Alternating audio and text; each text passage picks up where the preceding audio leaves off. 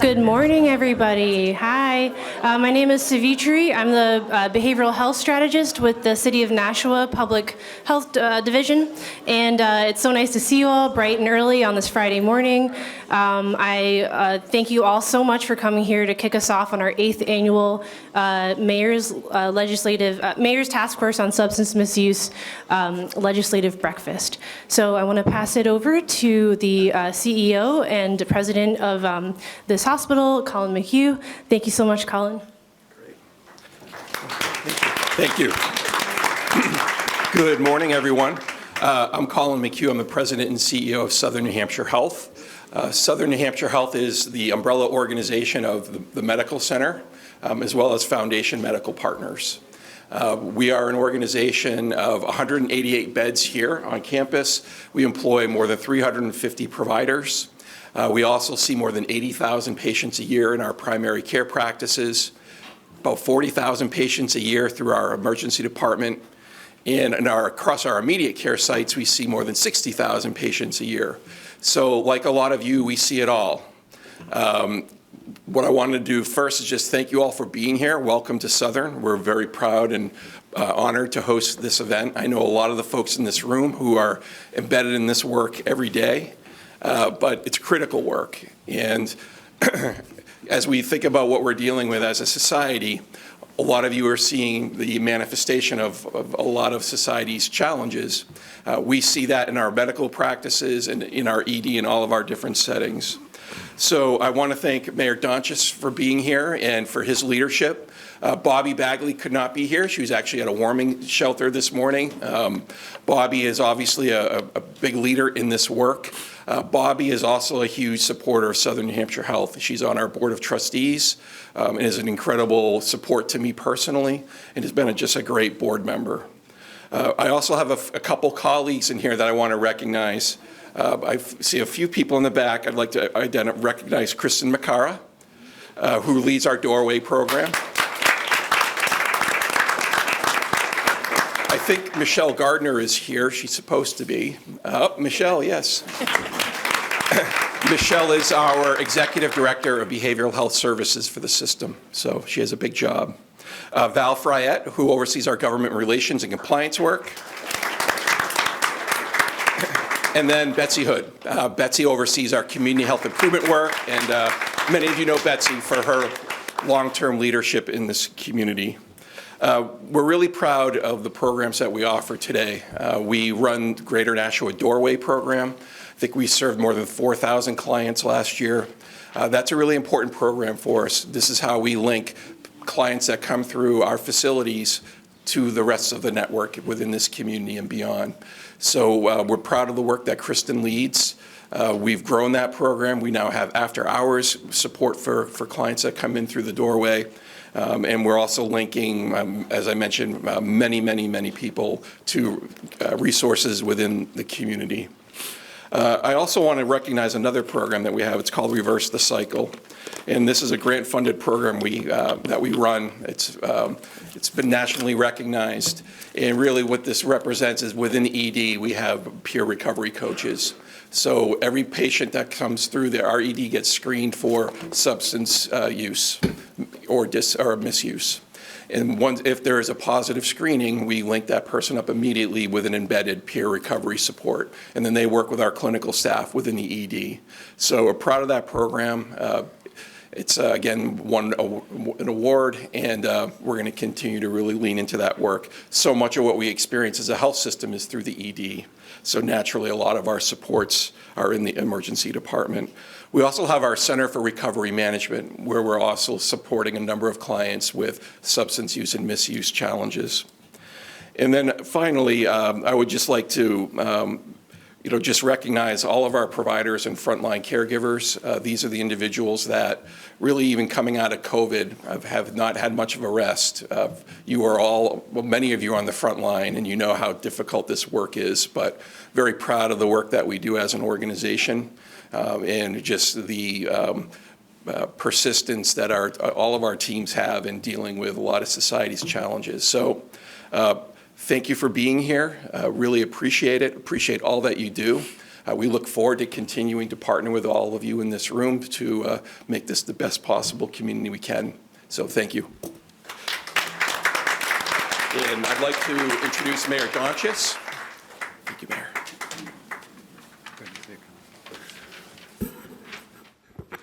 Well, welcome, and thank you all for coming. As you already heard, Bobby is over at the warming station. We operate an overnight warming station throughout the winter months. And normally it's an overnight thing, but during the cold weather, the very cold weather we have now, we keep it open for part of the daytime hours. So she's over there right now and couldn't make it today and gives her regrets. Well, this is the 8th annual legislative breakfast of what we call the Mayor's Task Force on Substance Misuse. This was convened in 2016 as a network of organizations and individuals to work together on improving access to substance use services throughout the continuum of care. Last year, according to AMR data, Nashua saw a 16% reduction in opioid overdoses from 2024 and a 35% reduction in the last 2 years. This marks the lowest annual number of opioid overdoses since we began tracking 10 years ago.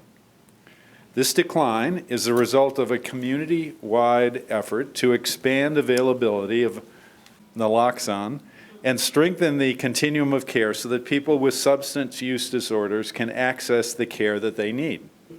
Last winter, however, we saw a spike in opioid overdoses with, unfortunately, 6 deaths in February and another 5 deaths in March. We know the work is far from over. We cannot lessen our efforts, though, until there are no citizens lost to addiction. In addition to treatment recovery, the harm reduction, it is imperative that we focus our efforts on prevention as well. 90% of Americans who meet the critical criteria for addiction started using substances before the age of 18. One of the root causes of substance use disorder is adverse childhood experiences, or ACEs, which are traumatic events that happen between birth and the age of 17. Individuals who have ACEs score, an ACEs score of 5 or more are 7 to 10 times more likely to use illegal drugs and develop a substance use disorder.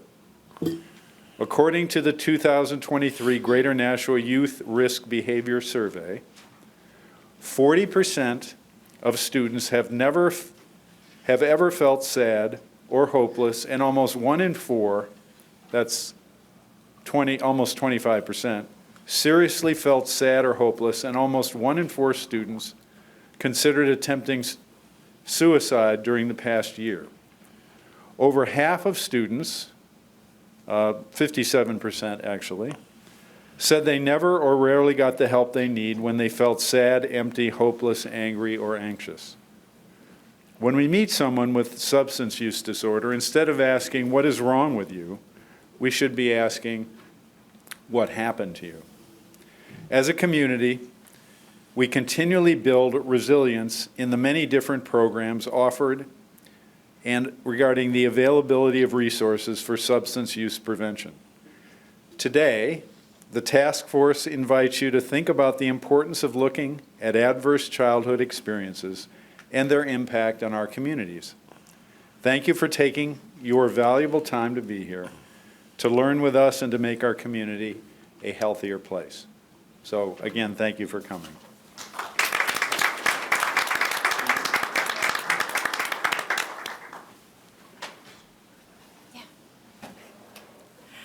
Thank you very much, Mayor Donchis. And now I'd like to pass it over to Mike Athelberg and our panelists. And you'll see later on also, I'd like to let you know there's lots of resources on your tables that they'll refer to. And also, if you're wondering what these posters are, these are really incredible pieces of art from the Magnify Voices art campaign, and I really encourage you to check it out. Thank you so much. Take it away, Mike. Thank you so much, and good morning, everybody. One of the great things about being a moderator is you get to sit the whole time, not have to go to the podium, so I love that. I wanted to start with a couple of thank yous before we start with our panelists. First of all, thank you, Colin. Where's Colin? Did you like to speak? There he is in the back waving. Thank you to Colin and Betsy and Southern for hosting this event. They've done this for many years. It's a fabulous venue, and it's a great way for them to give back. And I can say, as a community partner with Southern New Hampshire Health, they always go way above and beyond in everything they do to give back to the community. So we appreciate you. Thank you so much. Wanted to take a moment to thank the mayor for the leadership that he has exemplified in this particular, fight against opioid abuse and addiction in our community. One of the very first times that the mayor and I met was at the very first Mayor's Opioid Task Force meeting so many years ago. And I think some of you also might have been in the room at the time. Monica maybe was there. It's the first time I met Bobby Bagley. It's been a long time, and it's been a very consistent effort, and it is paying dividends in our community. So, Mayor, thank you for your consistent leadership on this issue. And last but not least, this is a legislative forum. This is an advocacy forum. So I did want to take a moment to recognize all of the legislators in the room. If you wouldn't mind raising your hands, our senators, our representatives, our alderwomen and men, those of you who are helping us to put these issues into policy. It makes all the difference in our community to do that. So thank you for taking the time to do what you do. We appreciate that. So we have a fantastic panel. From me, I'm not part of the fantastic panel, no. But from my right, from going down this way, we have Caitlin. Caitlin Kearney is involved with the ACERT team at Amiskig Health, and she'll tell you what that's about in a moment.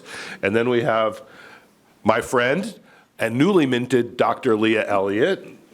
Leah, congratulations. I like that we can now use that moniker.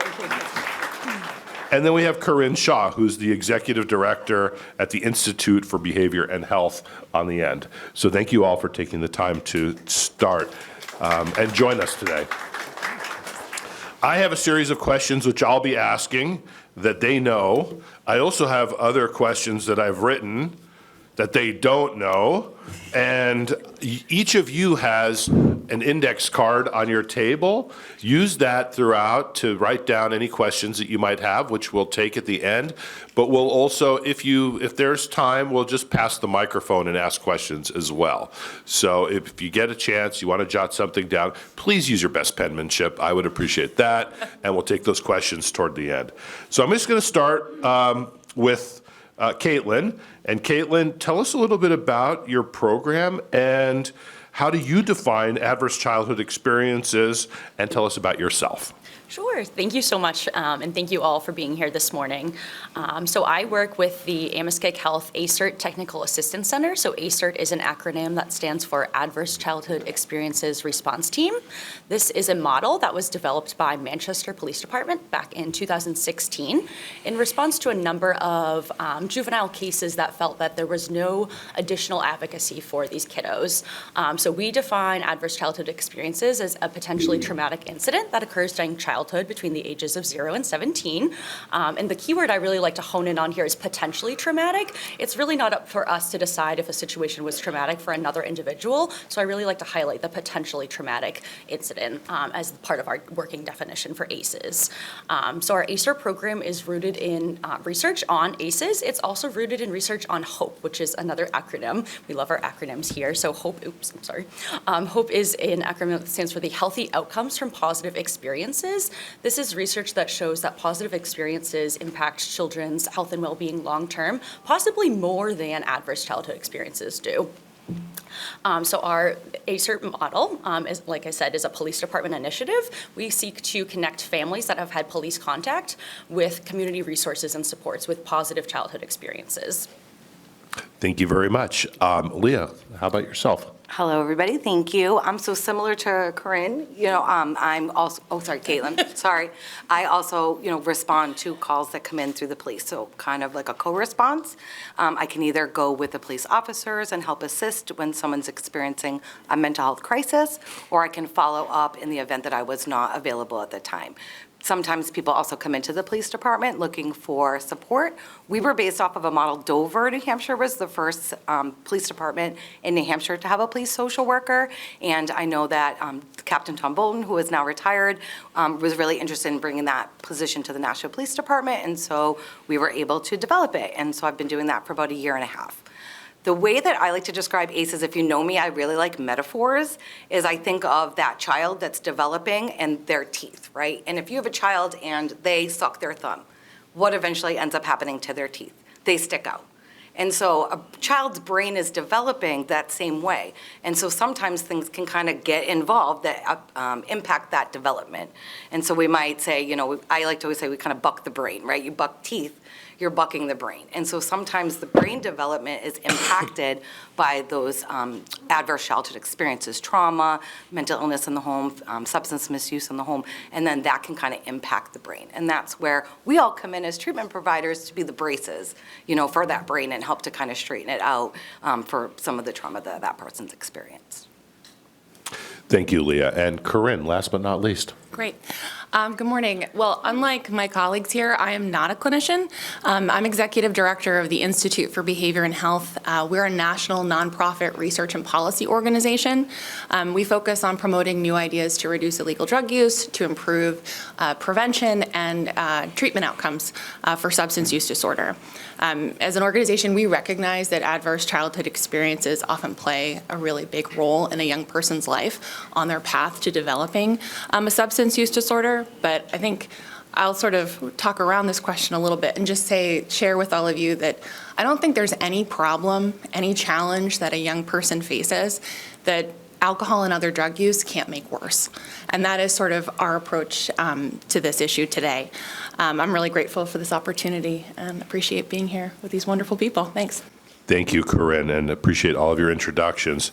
So let's jump right in and talk a little bit about your programs and the work you do. And is the work you're doing more focused on the prevention of adverse childhood experiences in the first place, or dealing with the outcomes and the effects for children and adults who have experienced adverse childhood experiences? Sure. So our ACERT team, we kind of look at it as a little bit of both sides. So ACERT is both an intervention, so we are intervening with families who have had police contact and a potentially traumatic incident. We don't always know, however, if they've had that. So oftentimes the ACERT model showing up to families' homes can be prevention because maybe they have not had that traumatic experience yet. They've only had police contact. So we look at ACERT as dealing with both. We look at it as an intervention with families who maybe already have experienced ACEs or are about to experience an ACE, as well as prevention of future ACEs and preventing the harms and mitigating the effects of ACEs. Okay, thank you. Leah? Yep, very much same question. We know that intergenerational trauma occurs, and so we're helping any response. I could be responding to a grown adult, responding to a child that's experiencing a mental health crisis. So it's a little bit of both because, again, you're trying to stop future trauma from occurring and trying to also you really show that the community is there for people that are going through things. And I think that that's important. Great. So IBH doesn't have a program per se. Instead, we offer a framework for approaching youth substance use prevention in particular. And that's rooted in the science of the developing brain, as you so wonderfully led that intro to. We aim to set a clear public health standard. We call it one choice, and it means no use of any alcohol, nicotine, THC or cannabis or other illicit drugs before age 21, specifically for reasons of health. And no use really may sound like a lofty goal, but as our understanding of science changes, our public health standards have to change. So, my parents grew up in a generation where siblings came home from the hospital in a basket. And for my two children, I had to prove that, I could put a 5-point safety harness on my child to get him into the car, right? And, we live in ski country. skiing and snowboarding helmets are relatively new. I certainly didn't grow up with bicycle helmets, and that's a different health standard for my children.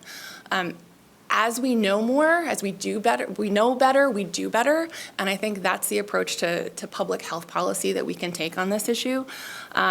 And we know that not everyone follows every health standard. I'm certainly guilty of having too much ice cream, but I still can make a different choice every day. And the American Academy of Pediatrics is also really clear for those clinicians out there on their screening, brief intervention, or referral to treatment, or SBIRT recommendations that no use is the goal for that developing brain for those young patients. And I'll stop there, and I know we want to get to why ACEs are important, so. Well, thank you. Yeah. That was good. And that will lead to our next question. Why is this model of the adverse childhood experience so important? And I'm going to combine that also with the next question, which is what do you see as the, detrimental, true long-term effects of adverse childhood experiences on a person throughout their life? Sure, thank you so much. So I'd like to start by answering that question, just saying that the earlier in life that ACEs are experienced, the more likely a child is to experience more. So if we experience our first ACE at the age of 0 or 1, we just have higher ACEs scores to achieve, if you will, which is not what we want. We want to keep that low. We want to keep that preferably 0. What we know about kids here in New Hampshire is that kids make up about 19% of our New Hampshire population, and disability rates range between 3 and 7%, depending on where you are in the state. We also know that kids who have disabilities experience ACEs at a higher rate. So this is of concern, I think, especially when we're talking about ACEs. We know that in New Hampshire, this is from the New Hampshire Children's Health Foundation dashboard, they found that about 42% of New Hampshire kids have experienced at least one ACE, 22% had 42% had experienced any ACEs, 22% experienced one ACE, 12% experienced 2 ACEs, and 7% of our kids have experienced 3 to 8 ACEs. And so that higher number, that 7%, is where we start to get pretty concerned. So ACE is a really serious public health issue, as I think we've mentioned. It's impacting our brain development, it's impacting really how we interact with others in our community, contributing to a wide range of issues that come up throughout our lifespan. So early detection and intervention are associated with improved outcomes for things like toxic stress that is part of the ACEs experience. So we mentioned earlier, the mayor mentioned about like the suicide rates or kids that in high school, some of the risk behaviors they've reported. We know that preventing ACEs could reduce suicide attempts among high school students by up to 89%. 89%. If we were to prevent ACEs. And so when we look at the data of how many kiddos are feeling that they have nowhere to go, nowhere to turn to, if we know that we could prevent ACEs and prevent suicide attempts by 89%, that's staggering. Prescription pain med misuse, we could prevent by up to 84%. So if ACEs are left unaddressed, like I mentioned, we have this wide range of chronic issues that come up. So if we have, we can talk about physical injuries. So if a child is experiencing abuse or neglect in the home, they're going to potentially have traumatic brain injuries, burns, other fractures, things like that. We can talk about the mental effects, which would be things like depression, anxiety, PTSD. That list could go on. We have developmental delays. Kids who experience this high rate of ACEs, 3 to 8 ACEs, are more likely to have developmental delays. In maternal health world, we see things like unintended pregnancies, pregnancy complications, maternal and fetal death. When we talk about infectious disease, we see higher rates of HIV, higher rates of STDs. Our chronic diseases, or our leading causes of death here in this country, things like cancer, diabetes, and heart disease, are all impacted by your rate of ACEs. We talk about the risky behaviors, things like alcohol and drug use, unsafe sex practices from a younger age. Those things are all contributed to having ACEs experiences. We also have the loss of opportunity or income, educational opportunities that may be impacted as a result. Things like difficulty forming healthy relationships. The list really does go on, so I don't want to just talk all day, but you can see that this really does impact every aspect and facet of our day-to-day living. It impacts our communities on an individual level and a societal level. So before we get to you, Leah, I'm going to say, Caitlin, I believe you sent me this document, right? I personally did not, but I have seen it and I know well of it. So everybody, there's so much paper on your tables, right? Yeah. One of those pieces of paper looks like this. We talked a little bit about how many ACEs have you experienced? What is your ACEs score? Well, this is actually something that you can measure and is measured. And there's a document which I would encourage each of you to take with you. And at some point, in a quiet moment, when you feel like it's okay to do this for yourself. It might bring up some things for you that you haven't thought about in a while. And it might also shed some light on, how you look at the world a little bit. And so I would encourage you to take that. I will say that not everything you don't enjoy as a child is an adverse childhood experience. I have a daughter who is a middle school guidance counselor. So we were having dinner last night and we were talking about today's panel and adverse childhood experiences. And she says, Dad, one of my adverse childhood experiences was you and Mom made me eat the Fruit Loops from Trader Joe's instead of the actual ones. And I said, honey, no, not on the document. But I encourage you to look at this and understand when we talk about ACEs scores, there is an actual model here that is grounded in science and has been vetted and researched a lot over the years. And maybe I'll just add, Yeah. thank you so much. The original ACEs study was back in 1995, so over 30 years ago. So we've been conducting this research on ACEs for at least 30 years now. And to Mike's point, I think looking at these, considering what maybe you have experienced or what a family or client has experienced can really give you that picture for what those ranges might mean. Okay, Leah, over to you. And so research shows that people who have experienced as ACEs have more increased involvement with police departments as both victims and as perpetrators. So studies have found that there's a high risk of, when a person experiences ACEs, probability of school-based victimization, including bullying, being threatened with a weapon, theft or property destruction, with boys being especially vulnerable to the negative effects of ACEs.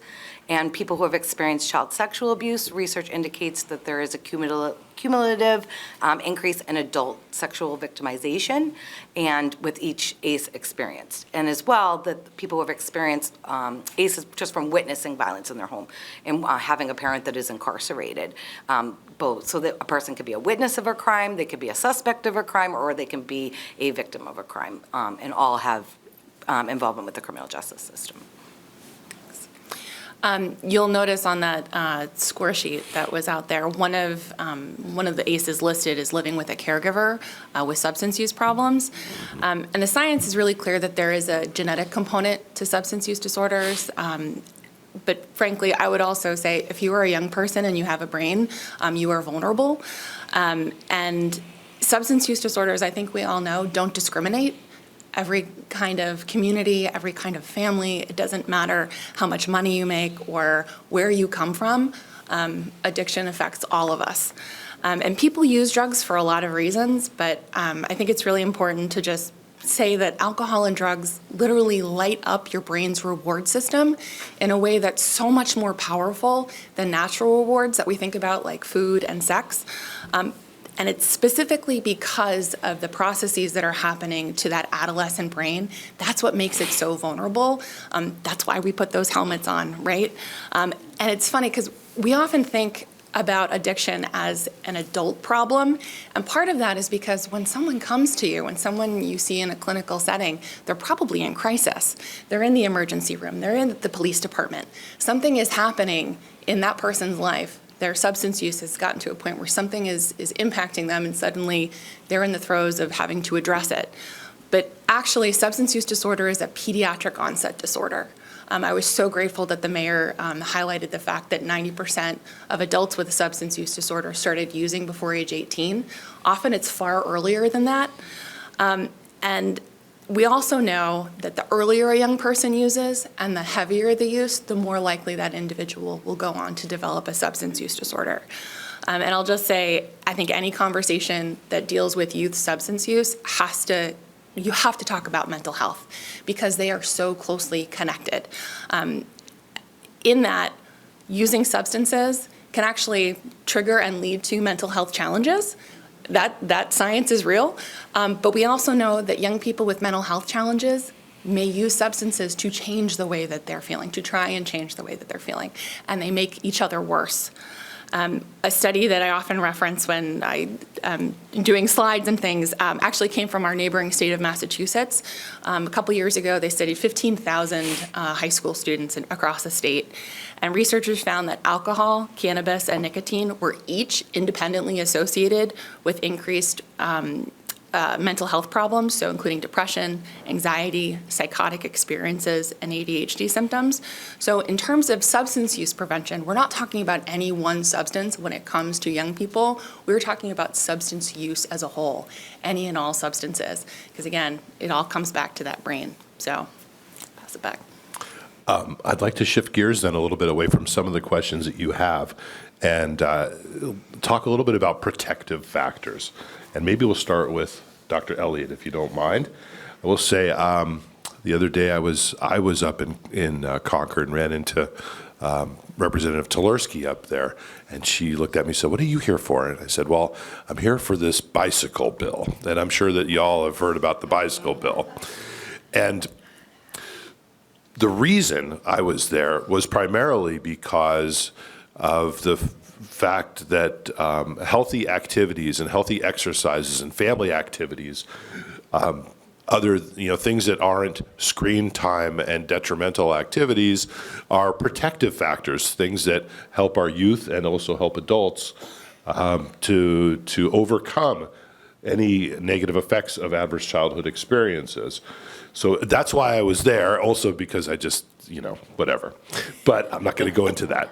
But Dr. Elliott, would you mind talking a little bit about some of the protective factors that are more effective, perhaps, in a community when dealing with adverse childhood experiences? Absolutely, and I think that we have a great community here in Nashua. We have the Nashua Prevention Coalition, whose sole job is to really look at how we can make sure that there is prevention for our youth in the community.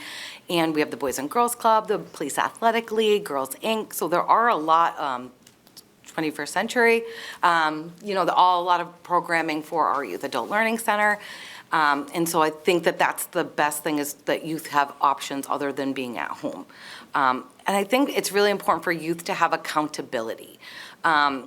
Kids go to school, and I think what the problem is because their brains are not developed, they can't understand currently how this work is going to help them in the future.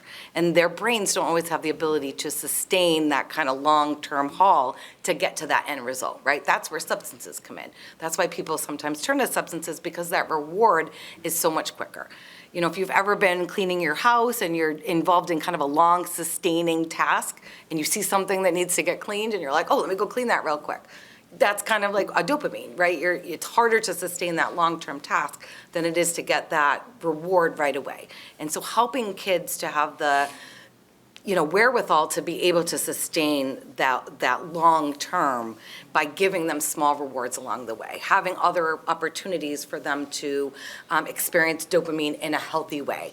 And so sports. So that's why, again, I think Nashua is great. We have our rec leagues for kids to get involved in, so that maybe if they're not necessarily high school level opportunity play, there's other opportunities for kids to get involved. And I think that's what's really important, because I feel that kids may turn to substances when they don't feel they fit in to other mainstream groups. And so if we keep the mainstream groups up here, which is hard for some kids to reach, they may never feel they're going to be able to reach it. So I think it's really important to have opportunities for kids that aren't your star athlete, that aren't your star student, to feel as though they belong, because if they can't go up here and reach this, they're going to reach down below. And so the more opportunities that we can are the best. And just making sure that there's prevention and a place for kids to feel that they fit in. And so that's what I think is most helpful. Thank you very much. Corinne, would you like to add to that? I can't top that. No, what she said. Not a contest, you know that. No, really. Really. Okay. Caitlin, Yeah. would you like to add from your perspective protective factors that you find to be effective? I'll expand upon. I think Yeah. it's not necessarily in addition or separate of, but as I mentioned, so we utilize the HOPE model, or the healthy outcomes from positive experiences. And so this research on positive childhood experiences, so when we look at protective factors, resilient factors, this is where we go, is the HOPE building blocks is what we call them. So they have identified 4 building blocks that support these protective factors and support kiddos. So we think about things like relationships, so relationships within the family and in the community, having at least one non-parental or non-caregiving adult that you trust in and can go to with things. Things like safe, stable, and equitable environments for kids to live and play. Social and civic engagement. So as Leah mentioned, having somebody that having a purpose, having something that you can be a part of and feel like you're contributing to on a greater good. And emotional growth. We have to support kids' emotional growth by giving them the tools and resources they need to deal with ACEs as they come up, to deal with things like bullying that's in the schools or anything else that's going on in their communities or homes. Yeah. I changed my mind. Can I? Yes. Take it back. This conversation sparked. One of the things I just put a plug in is ask youth what they need. Like that is it. And part of that means collecting data. It means having students participate in self-report surveys. That is how we track substance use challenges. It's how we track mental health. It's how we track so many things. And bringing youth to the table, and I know that the coalitions both in Greater Nashua and in the Souhegan Valley really work hard to bring youth voice to the table, and it's so important. I think that was it. Just Lived experience. What they Research need. shows that Yes, involving yes. people with lived experience can always help the outcome of the developed programming. And so Yeah. bringing youth to the table, and that's a great point. I think the youth risk behavior survey is extremely important. And there is even a question on there that asks youth if they feel part of their community. And I know that National Prevention Coalition and Public Health does the Youth Photo Project. And that really is a research-based project that is known to help youth to feel connected. Because if you feel part of something, that always helps you to feel not isolated. Yeah, So. and just to drive it home, because my field is specifically substance use prevention, in some of the handouts that I provided at the end, it's a front and back page that's English and then in Spanish. My organization, we work with coalitions across the country who are delivering prevention programming in schools. And we gathered teens from, I think we had California, Kansas, Tennessee, Florida, New York, a broad variety of young people from different parts of the country. And we asked them, in terms of prevention, what do you think your peers need to hear? What would you want an adult to say to you? And we took their voice and we literally made it into a very wordy handout, but it's there. And I think it can help guide conversations when you go back and you have conversations with the young people in your life to think about, okay, what matters to them? Are you that trusted adult? Which really connects you, everyone in this room, I challenge you, please be a trusted adult for a young person in your life. They need you. Can I just add one more? Yes, please. Because we talked a lot about the kids, but now you have me thinking. Yes. And I think it would be, I'd be remiss to say, we also need to support the parents. So we need to support the family as a whole unit. We can support the kiddos on their individual level, but without support for the parents who are raising these kids, this could be a miss. So I think getting the families the assistance they need, whether that's with childcare, with food assistance, nutrition, really housing, what other supports that you need to support a kiddo. Having a one-year-old myself, I can see where so many families can fall through these gaps without that support. I am so grateful and privileged to have a huge community that supports us, taking care of my son when I'm here, but so many families don't. And so for the community to wrap around them and provide that additional support and resources that they need, those tools, getting the parents the skills that they need to raise resilient kiddos. I would like for each of you to share a success story, either in preventing adverse childhood experiences or working through the experience of adverse childhood experiences. And we can start with you, Karen. Sure. So I do not work specifically or directly with families in my role. So I support all of our ACER communities across the state. So the success story that I had in mind here was really sharing about some of the training that we've done with our police departments. So I'll shout out to Officer Agras, who is here in the room. Our Merrimack Police Department here in New Hampshire has been working over the past 3 to 4 years to develop an ACER program and launch it, and they have trained over 90% of their department on trauma-informed care and ACEs. So that is really one of our success stories. I know many other departments have also very high rates, but because I had Justin here to bounce that number off of, we can honestly say over 90% of the police department is trauma-informed responding to your community. Thank you.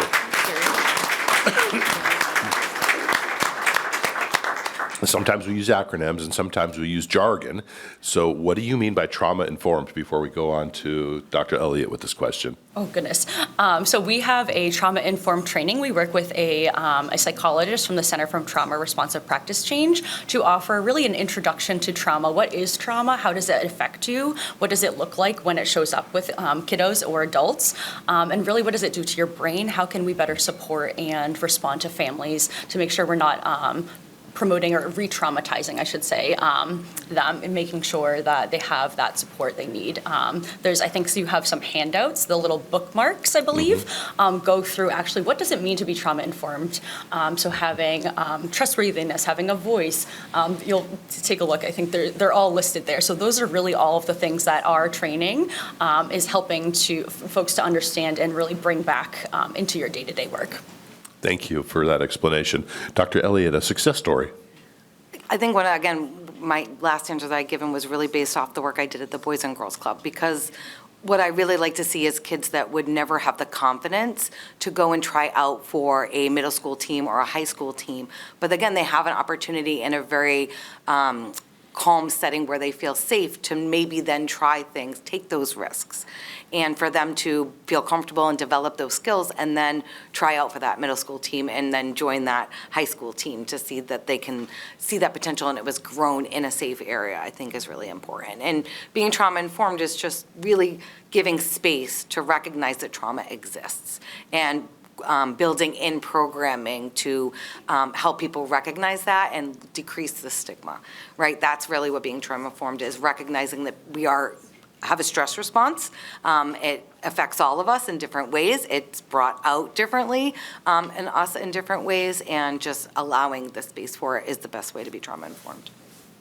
Thank you. I appreciate that. Before we go to Corinne, if you've written down questions, or you plan to write down questions, please do so now. Hold up your card, and Savitri, if you wouldn't mind seeing if people are holding up a card, grab those for us, and I can take those at the end. I'd appreciate that.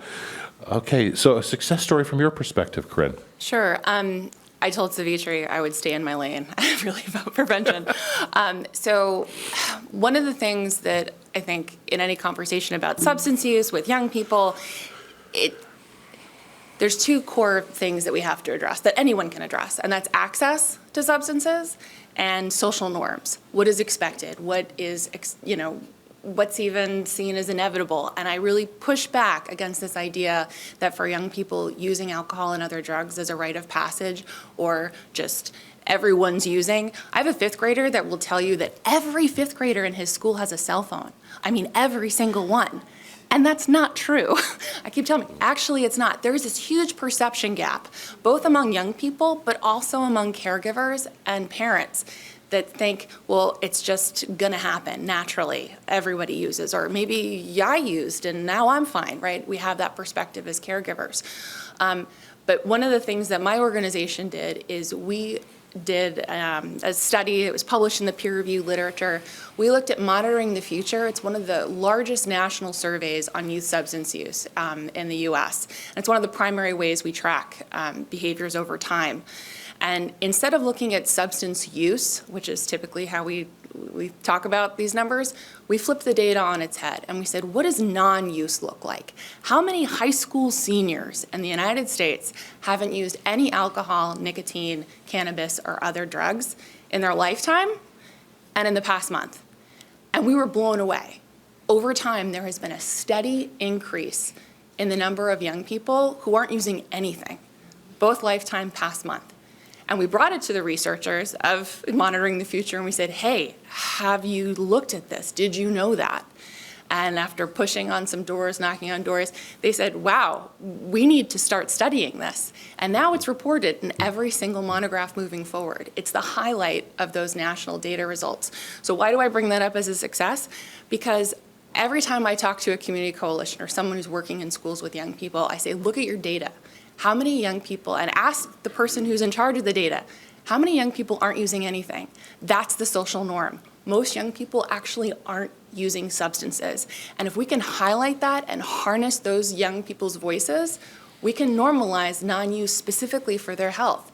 And at the same time, how do we support those who are using? How do we support those kids and their families who need help? We need to reduce that stigma of asking for help, right? One of the things that I am so blown away with is, youth mental health first aid, which is, I'm sure some of you are familiar with it, so many people are trained in that now, and the more we can do that, the better. And what that program does is helps young people realize that it's okay to not be okay, but it's also important to ask for help. And how do you do that? Who do you go to? And how do you recognize it in a friend or a peer that may need some support? So anyway, that's a success. Thank you. That's great. I'm gonna stick with you, Corinne. Okay. With our, Bring it. I think my last question for each of you before we open it up is, let's say you were a legislator for a day. And a legislator means you were a senator, a state rep, a mayor, an alderman, an alderwoman, and you could work on resources and policies to address adverse childhood experiences. What are one or two of the things that you might focus on? So keep funding coming to the programs that are working. I am so impressed with the ACERT team, and I want, my dream, every community has an ACERT team. That is a dream that I think we can work towards as a state, and be a leader in that. But I also, if this is my last shot at talking, I'm gonna maybe. I don't know. I'm What do trying you to think. Okay, I want to take just a minute then. When we think about, some of you may have heard this analogy in prevention or in addiction space, where you're walking along a river and someone is drowning and they're calling for help. And so you drop whatever's in your hands and you run towards that river, you jump in, you help bring that person to the shore. The second they get down there, they're calm, they're calming down, someone else is calling for help. So you say, okay, sit tight, and then you run back and you swim and you drag that other person. And you are exhausted. You have just saved 2 people. All of a sudden, someone else is calling for help. It's happening again. And you see someone else walking up along the river and you say, hey, come and help me. People are drowning. And they say, no, they just keep running up the river. You say, where are you going? I'm going to find out why people are falling in. That is the analogy of upstream prevention, primary prevention. And I also think it applies with ACEs. How can we help young people before they fall into this river? And prevention is an essential part of that. And you being here is an essential part of that. So, okay, now I'm done. Thank you. Thank you. Dr. Elliott. So it's my understanding that a lot of home-based services only become applicable when there's court involvement. And I think that, I don't want to see it take a crime for services to be able to come in. If we're talking about prevention, it's really maybe advocating for insurances to cover home-based services preventatively, having somebody to come out to the house maybe once or twice a week to provide some parenting support, some in-home family support, family therapy would, I think, be something that could be really, really helpful to try to prevent future victimization from ACEs. Okay. So I think we talk a lot about our ACERT program and connecting families. So for something that comes to my mind is the availability of the programs that we're sending these kiddos to. So really making sure that, like you all said, these existing programs that we know work have the resources they need to continue operating. I think expanding ACERT would certainly be phenomenal, which would mean training and funding for additional police departments and communities to build these multidisciplinary teams to respond to our communities. And within that is just the barrier reduction. So that could look like a lot of things. It could be language access, it could be transportation access, it could be financial access. So making sure that the barriers for these programs that we want the kiddos to go to are available in every sense of that word. I also want to add making sure that we're putting room for workforce development, right? With some potential changes to school loans and things like that, we want to make sure that people have access to afford education, and also just being mindful of the credentialing that's occurring at the Board of Mental Health and licensure, that those pathways are not so difficult that people can't pursue them. I feel like as a social worker, the Board of Mental Health every once in a while makes things a little harder for people to get into the field. And if we don't have people to work and be in the field, we don't have services for people. So, it's just as important to make sure that we're creating pathways for workforce as much as we are creating pathways for services. Well, I have 8 questions here, and fortunately, we've decided to extend this meeting till 10 o'clock today. So these are all really good questions, and I usually would say we can group them, or they're not groupable. They're all really good. So what I'm going to do is I'll just paraphrase the question and let one of you jump in, and if one of you feels like you'd like to add something, that would be great. This first question, which I love because it doesn't touch upon anything that we talked about at all, is can you speak about ACEs as it relates to some specific demographics that we haven't talked about? People with special needs, people who speak other languages, and people who are potentially deaf or hard of hearing. That's a hard question, so who Yes. wants to take that? I can start. I Sure. don't have my stats with me. I usually have, if you've seen me present, I usually bring like a gazillion things to reference. So I do not have the specifics on that, but I know that any population that maybe has a disadvantage, if you will, so if you're deaf or hard of hearing, if you are a child with special needs, these things can all bring up that potential for ACEs to increase. We know that the stress on caregivers makes that possibility for ACEs to increase in the home, but also that could be within the school, it could be within the community. These kids that don't have access to the same programs that other kids might, that anything like that, that's going to separate opportunity, I think, is going to increase that risk. We know that there are certain populations that maybe do experience ACEs at a higher risk. We know that girls possibly experience ACEs at a slightly higher rate than boys. So that's what I'll say for now without my full book of statistics in front of me. No, I think that's a great answer. It comes down also to access to services. So we know that the quicker an intervention can come in, it'll mitigate the long-term effects. And if you're unable to access the resources that you need because they're not available to your identity, then that can make the victimization could continue and leading to more long-term consequences. Very good, thank you. So question number 4 on our score chart here that we talked about earlier is, did you live with anyone who had a problem with drinking or using drugs, including prescription drugs?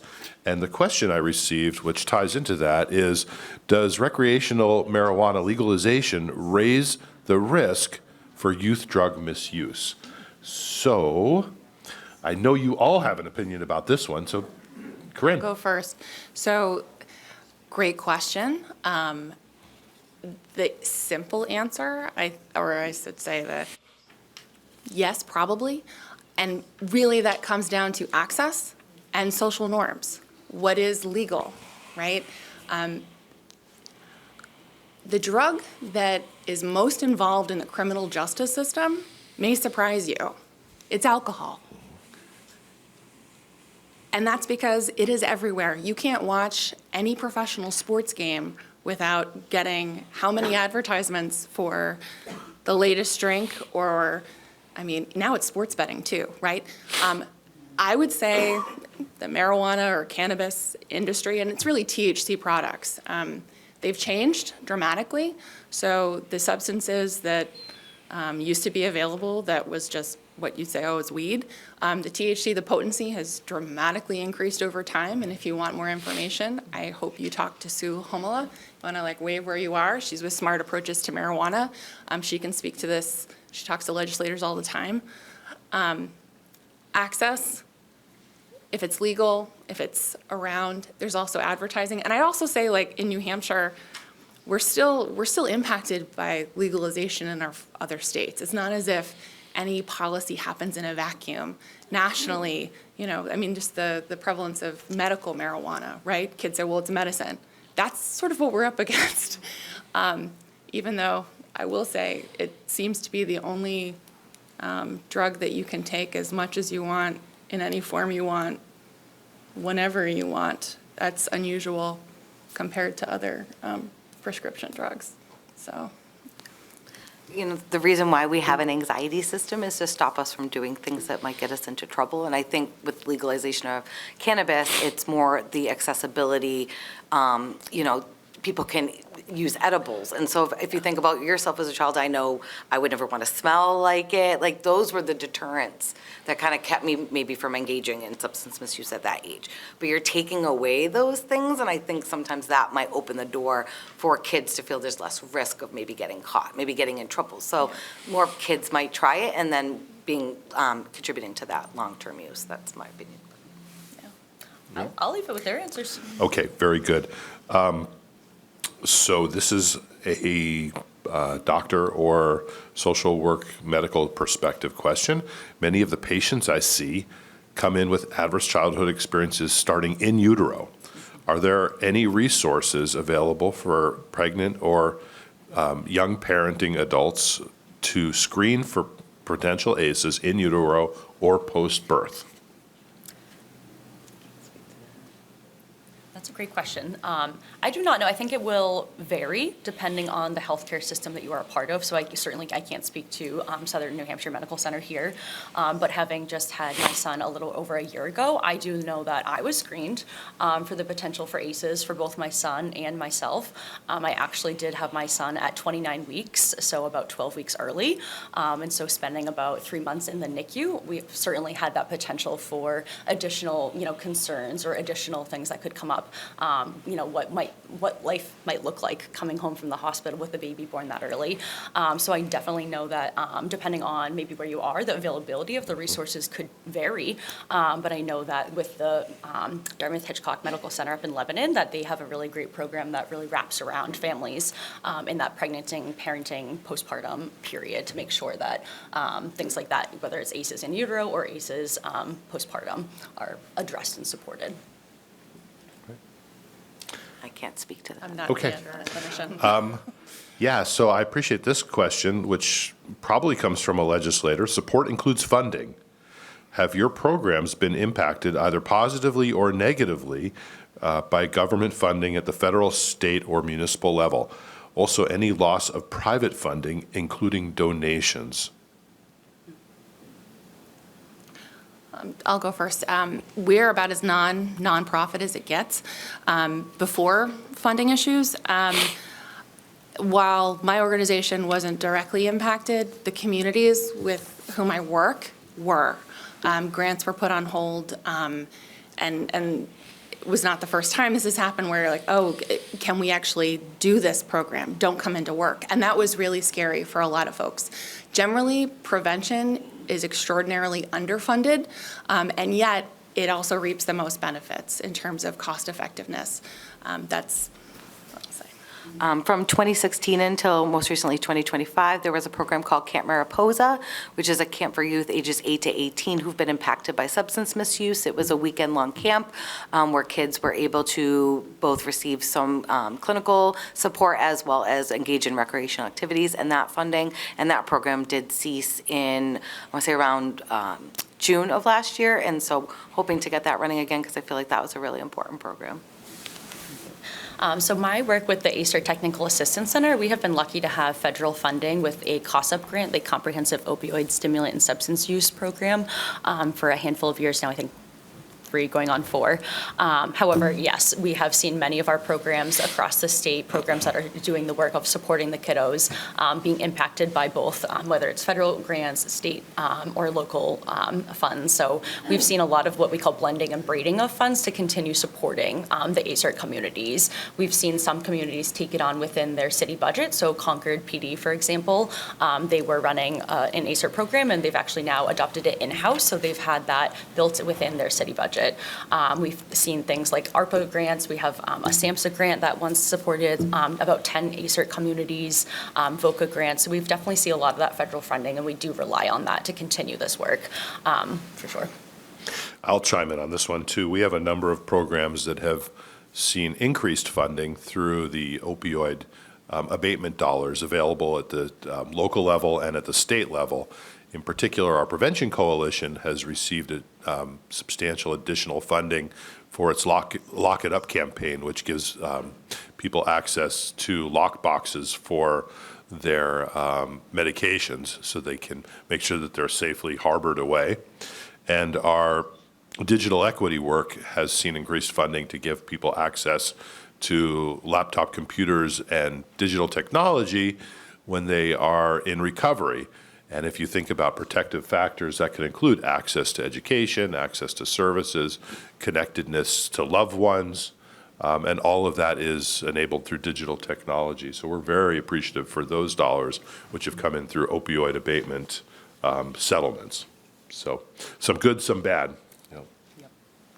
Last question, I believe, is one that deals, really it's local. It's written locally, but it actually could apply anywhere.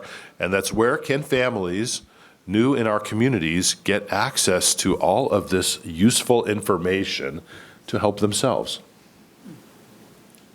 I'd say start with your local coalition. There are two leaders of Greater Nashua Coalition and Sauhegan Valley's CAST Coalition in the room. There are abundance of information and can connect you and other parents to resources. So a lot of the community meetings are open to the public. So I know the Mayor's Task Force on Substance Misuse that meets the third Tuesday of the month from 9:30 until 11 at City Hall, third floor, is open to the public. And so I think just getting connected to the people that are at the table and then figuring out from there where you can go to get involved more locally. I think I always rely on, again, the community programs that we're associated with via ACERT, so places like United Way. With Amiskeg, we have our launch department. We have parent cafes that we operate, so any kind of local resource, whether it's your town welfare often knows or is privy to things that are going on, so your family resource centers, places like, I know we work very closely with the Upper Rim over in Derry. Anyone that is serving, a youth serving organization is going to have that access or can at least get you that information. Thank you. And as a United Way person, of course, I would be remiss if I didn't say 211 is also one of those best places to go for additional resources. There were several other questions asked. They're all very good. We don't have time to address them, but our panel, I know, will stick around for a few minutes if you asked one of those or if you have a question that wasn't addressed. But we have reached that time. I want to give a round of applause for our panelists, Corinne, Dr. Elliott, and Caitlin. You guys are great.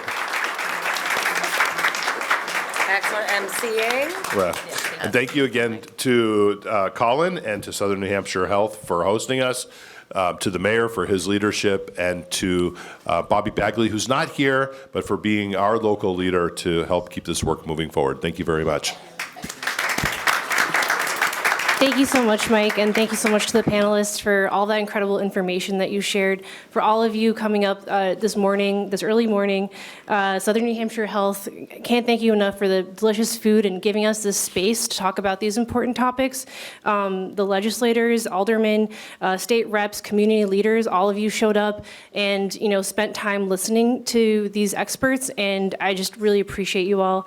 And one final thing, I wanted to shout out the Magnify Voices artwork again.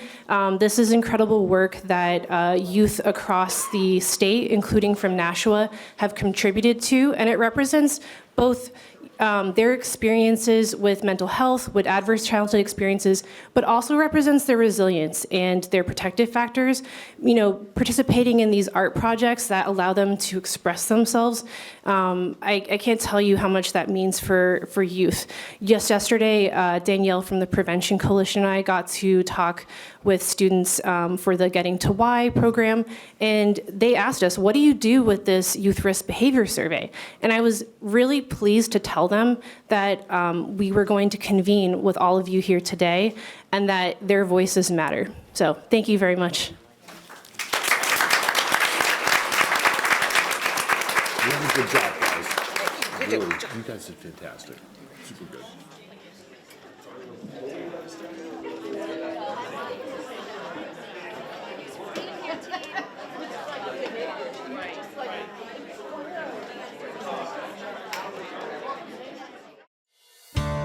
Art creates a better understanding of mental illness. Art is a way to decompress. Art is a way that can relate to people more and connect with people more. You can understand their beliefs and their understanding of the world around them into their art. And I think that is so helpful and creative. And I love how it shows that they're not alone, you're not different. I think the Magnified Voices Expressive Art Contest is important for our community, and it is just another way that we can continue to push to have mental health become more of the mainstream instead of something that's in the shadows.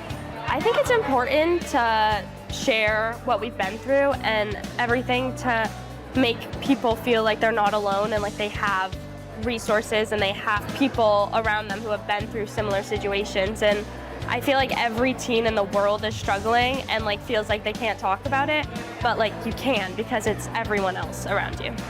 It's really just an amazing experience to like be in this room with all these other kids who like care about what they're putting out there, and like we're all a little bit anxious about like the reaction, but really like I think all of these are so powerful and amazing, and I know like everyone feels the same way. Like it's just the message that matters. I would like to see Magnifying Voices in some sort of like big city with a lot of people so that people can really see like the impacts of mental health and feel a sense of connection.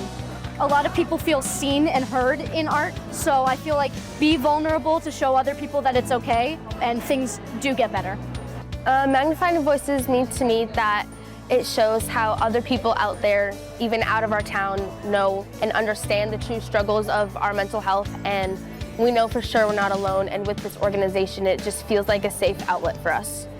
I continue to be amazed by our youth today and how they are so brave and they pour their hearts out and they share with us what's going on, and they're hopeful, and I think that's so important because we're not alone, we're all in this together, and I think this contest really helps to bring that community and that collective voice of youth who all come together, and not only do they create their own art, but they've also had the opportunity to see their peers' arts and to celebrate their peers, and that's incredibly powerful.